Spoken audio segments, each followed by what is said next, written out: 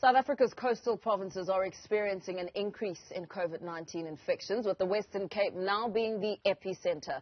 The province is now recording the highest number of hospital admissions. This was revealed by Health Minister Dr. Phaahla as he started his duties after being sworn in to replace former Minister Zweli Mkhize.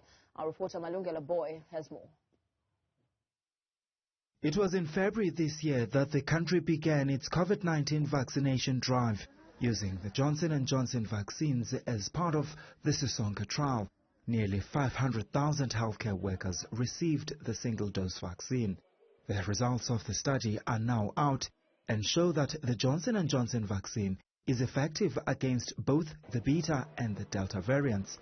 The J&J vaccine prevents against hospitalization and death, and these are the results from 2 data sets.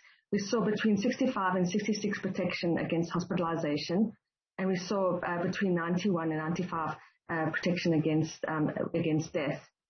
When breakthrough infections occurred, they happened to be very mild, as the minister mentioned. Around 96% of breakthrough infections are mild in the healthcare workers, and in terms of severe and death, these have been less than 0.05%.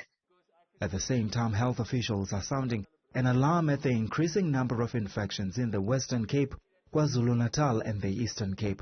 You can see that we're on a downward trajectory. Having said that, though, I think we need to bear in mind that at this stage we're sitting with a positivity rate of 25.9% plus minus, which means that 1 in 4 tests are effectively positive. That gives us a sense about the spread of the infection across the country on average. If we look at the provinces and the profile across each province, the good news is that Gauteng is continuing to decline. That's represented by the red line, and we're hoping that this trend continues. On the other side of things, we can see that the Western Cape is steadily increasing. Health Minister Dr. Phaahla says he intends to visit the Western Cape soon. We need to work with the province of the Western Cape, make sure that they can be able to do all the tried and tested measures in terms of containment of the infections, make sure that they have the ready bed capacity, all the consumables, the oxygen.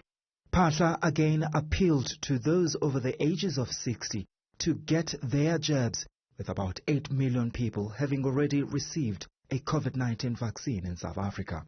For Newzroom Afrika on Channel 405, I'm Malungelo Booi in Johannesburg.